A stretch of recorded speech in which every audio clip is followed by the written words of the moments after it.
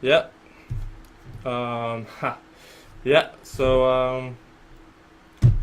I'm at Max, and yeah, and I know I'm late. I'm really, really late. The thing is, I don't go to theaters or cinemas to watch movies. I prefer to wait when the movies come out on Blu-ray, buy them, and then watch them, which is why I'm doing this review really late and finally got to see it. I should have bought the DVD a lot sooner, but I completely forgot that this was still one of the movies that I had to buy and see. So yeah, I finally got it. I finally watched it, and holy motherfucker, um, yeah, this fucking good. This was damn fucking good. Was really good. Talk about an action-packed movie. Holy shit, this bad boy right here is it. Um, I think this has become my second favorite movie of Tom Hardy. The first one I liked of him was not Batman, was not him in Batman, definitely not. The first movie of the guy, my favorite one of this guy is Warrior, the one where he's fighting in the MMA. That is one of my favorite ones, but this one um, is definitely my second one. It was really fucking good, so good that I even had to pump up the volume a bit higher just because of how fucking awesome it was with the sound and everything. But yeah. So, as far as the story goes, after seeing the movie, after watching the movie, I have noticed that in this one that the focus, the story isn't entirely about Max. The focus wasn't really on him. To me, it felt that way. It felt like the story and the focus was more on the girl, Furiosa. Um, I think this was more about her, or more her story. Max, however, did get visions, throughout the movie. He did get visions from people apparently he hasn't saved, or his daughter, or something like that. So I'm guessing in the prequel or sequel that in those movies that was where the story is going to be about him. That the movie is gonna be more focused on him. But to me, it definitely didn't felt like it was focused on him because Max actually got caught and brought in this whole fucking disaster. He got caught by by these savages, war guys or war boys, whatever you want to call them, but got brought to a citadel which lay somewhere in a fucking desert, a wasteland, which is in control of this warlord who goes by the name of Immortal Joe. So he basically has control over the citadel, control over the food supplies and water supplies, and then you have like poor people that kind of see this guy as a god, because he's the only one that can give them food and water. So, but yeah, how did Max get mixed up in this whole thing? I'll tell you in a bit because Furiosa, she drives this truck which carries fuels. It's called a Warwick, so she's drive this thing, and the thing is that they had to go get oil, but Furiosa for some reason made a left turn, and then we got to know that you saw that she pretty much was just trying to escape, leaving the Citadel, and those at the Citadel noticed that. So Immortal Joe and his crew drove out of the Citadel and went after her. And here comes the part where Max kind of got involved. So you have this war boy named Nux who also wanted to drive with them, but the guy said that he doesn't have the strength enough. He's weak. He's almost gonna die, and this and that. So the only way for Nux to get his strength back was to draw blood from one of the captives, and that happened to be Max. So these motherfuckers tied this guy in front of a car to a car, like a crucifix, which was fucking awesome to see. So that's and there was like a tube from Max to Nox's blood, so that's how he kind of drew blood into his body while driving, and that was really fucking awesome. But this whole Fury Road thing, this whole chase after Furiosa was so fucking awesome. Action from start to finish, like I no wonder they call it Fury Road. But Furiosa tried to escape. She then led the crew led these guys into a desert storm. So Nux also was, of course, chasing her into this desert storm. So this desert storm hit the car, and that's pretty much how Max managed to escape and caught up with Furiosa later on. I forget to mention that there also were two other parties.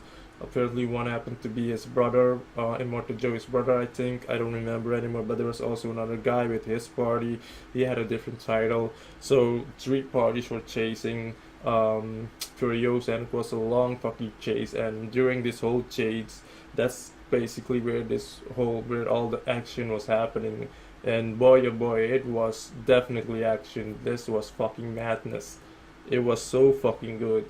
But one of my favorite parts about this whole Fury Road was you had one car. Which, speaking of cars, the cars had like flamethrowers, all those blades things next to the wheels. Almost reminded me of the movie Death Race. Anybody seen Death Race? Yeah, it almost reminded me of that movie. But there was one car that had like speakers, a lot of speakers with one of the guys playing a guitar, metal. So while they were chasing, he was like playing metal. So this guitar like had also like sort of a flamethrower thingy, so flame got out while he was playing. I thought that was fucking sick. That was really fucking dope. But the way he died was funny as fuck though. The guitar fucking made it, but the guy didn't. That was like a little bit at the end, but yeah, this whole Fury Road was packed with action, just literally non-stop action. But Furiosa wasn't the only one escaping because she had like young girls hid on underneath the truck. There was like an opening where they could hide. Young girls who apparently happened to be Immortal Joe, his wives, and one of them was pregnant. So he wasn't only after Furiosa; he was more after the girls, especially the pregnant one, which she died later on. So you can imagine how fucking furious, how mad Immortal Joe became. So the chase got even harder. So, but yeah, back to Max. So that is basically where Max his part came, because when he caught up with Furiosa later on, that's basically where he started helping her escape along with himself. It was, I don't know how to explain this to you. It was just so much fucking action later on at the movie, because she promised the girls to go to this place called Greenland, but apparently later she found out that they passed Greenland, this Greenland, which turned into a wasteland itself. It turned into a fucking swamp. You had crows flying all over the place, because she met up with a few women a bit later on in the movie, and they basically told her that the Greenland was completely ruined, turned into a wasteland, and all of that. So she Furiosa was disappointed, this and that, and Max was basically the one to convince her and tell her that the only way they would survive is to go back to the Citadel, capture it, have it under our control, because that's where all the food is, and all the water, which ultimately happened.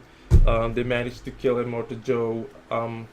There's so much action happened. I couldn't really tell you how this or that happened. So, but yeah, that's you have to fucking see the movie if you haven't seen it yet. Definitely worth it. Definitely worth. I almost want to say that based action wise, that this one was better than Deadpool Shoot Me. I don't care, but that's just how I feel.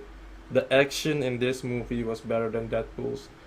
I said it before in my Deadpool review that Deadpool, great movie, everything was perfect, but the movie is just corny and cheesy as fuck to me. And but that's what the Deadpool character is about anyway. So but I definitely fucking enjoyed this movie. Like holy shit, it was really good, really good. I'm glad I bought it. I'm glad I watched it. So I have actually watched it 3 fucking times.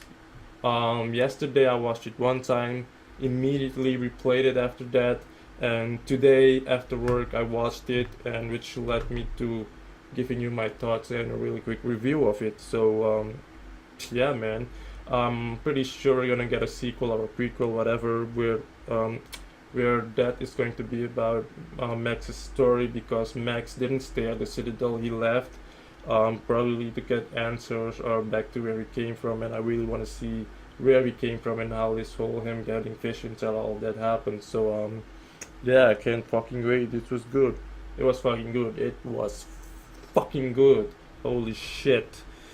Almost want to watch it again later on, which I will, but not today. I'm gonna watch it again tomorrow. This time I'm gonna pump the volume even fucking higher. So if I'm gonna watch it, my neighbors are gonna watch it, and I'm pretty sure one of the kids is gonna wanna run down here to see it because that's usually happens when I watch the movies like the Deadpool.